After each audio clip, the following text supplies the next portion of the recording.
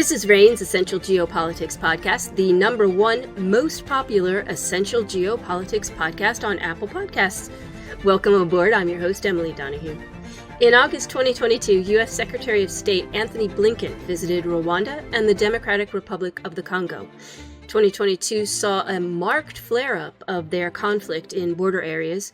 The UN actually says Rwanda is supporting a rebel group in eastern DRC. Here with details is David Newman. He's a security analyst with RANE's Risk Intelligence team. Welcome aboard, David. Hi, Emily. Thanks for having me. It's great to have you. Set the scene for us. What is going on in the eastern part of the Democratic Republic of Congo? Yeah, and even before I try and talk through some of these current events, I think it's worth pointing out that the DRC does have a very long and complex history of armed conflict that does sort of set the scene for the present security situation. Unfortunately, we definitely don't have time to dive into that history today. But if anyone has been paying attention to these headlines in sub-Saharan Africa over the past year, they definitely would have come across these headlines about this rebel group, the March 23 movement, or M23. Now, M23 is a Congolese Tutsi rebel group. Their origins actually trace back to the Rwandan genocide in the 1990s. And of course, we don't have time to sort of hash through that either. But what is important to note is that the group has sort of seen a resurgence over the past year at this point, actually.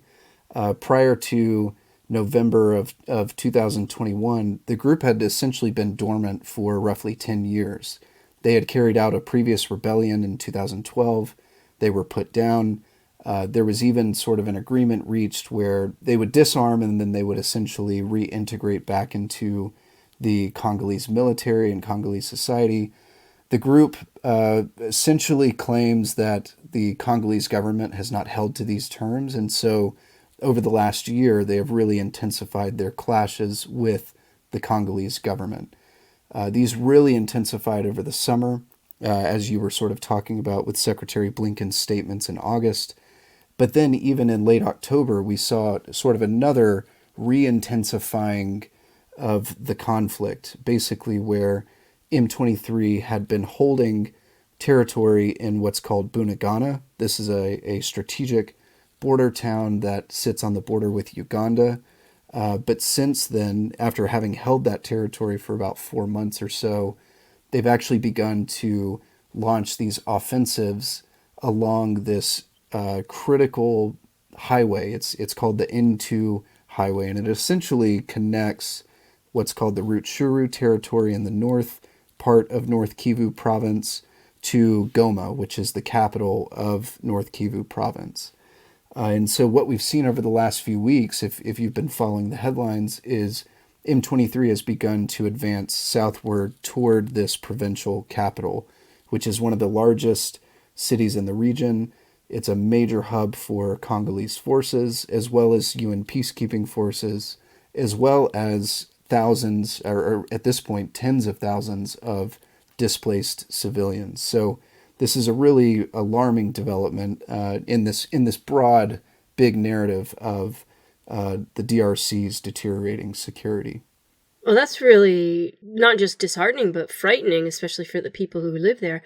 How is the armed conflict impacting other countries in that region?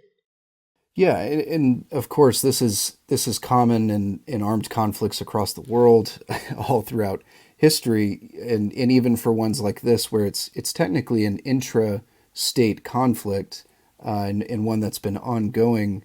But of course, many other countries get involved, and even if we did take the time to sort of do a deep dive into the history of armed conflict in DRC and in the neighboring countries, we would very clearly see this pattern of foreign meddling, of spillover violence, foreign support for rebel groups on both sides of the borders, and then major diplomatic disputes. And so that's essentially one of the things we're seeing here, specifically in the context of DRC and Rwanda.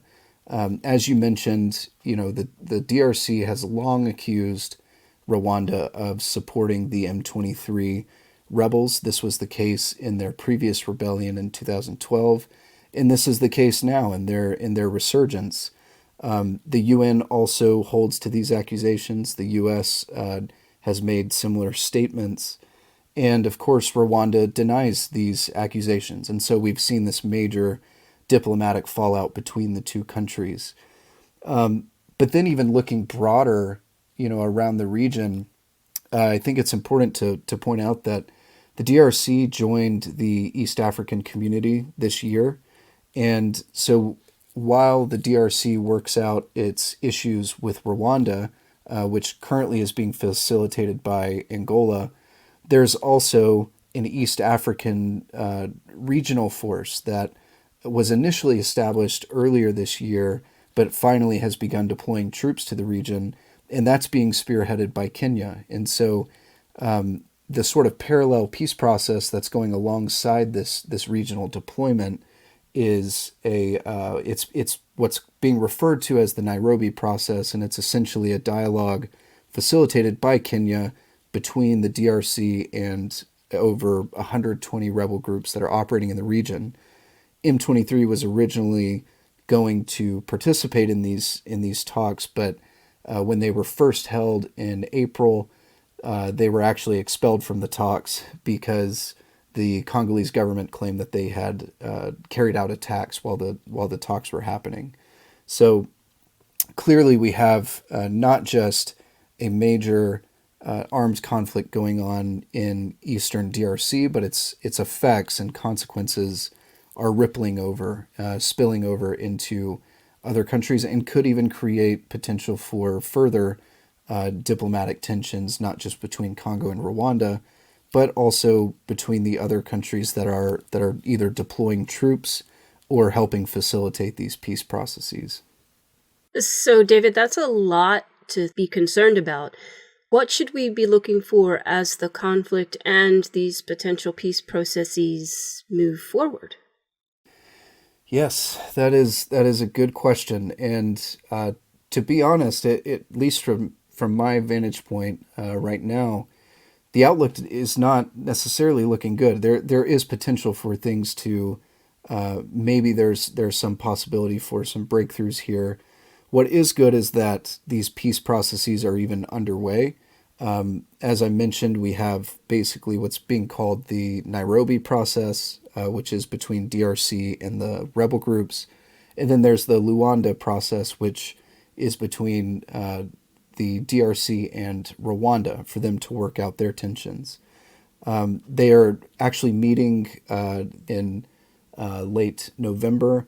This will be, at least for DRC and Rwanda, they've talked a couple times leading up to now, and so at this point, they're even bringing in some of the East African community's leaders. I know that former Kenyan President Uhuru Kenyatta is going to attend the meeting, and he is the one very much spearheading the effort to facilitate this dialogue between DRC and the rebel groups. So they could potentially merge all of these issues and work them out, but we have to remember that all of this is happening as M23 is advancing southward toward Goma. And so they are hoping to, it seems, to capture Goma, which they were able to do in their previous rebellion. If they do, that would greatly enhance their bargaining power if they ever do come to the table with the Congolese government. And so ultimately, this armed conflict is, from what it looks like right now, it's going to continue at this sort of intense level for a while, and it will sort of depend on how Congolese forces, as well as this East African regional force, can counter M23 expansion while they pursue these other diplomatic channels to try and resolve the conflict. Yeah, that doesn't seem like that could get fixed anytime soon. It's definitely a complex process, and unfortunately, and as we've seen even just over the course of this year, very subject to flashpoints, so that even if tensions de-escalate, say, between DRC and Rwanda, they can potentially escalate again, often driven by how active M23 is being in eastern DRC. Thanks for that analysis, David. Thank you. Thank you very much. David Newman is a global security analyst with RANE. You can find his work in RANE Worldview and RANE Threat Lens, two of our flagship products designed to help security professionals identify and mitigate threats to employees and business locations. Find out how RANE can help your business at ranenetwork.com. That's RANE network.com. I'm Emily Donahue. Thanks for listening.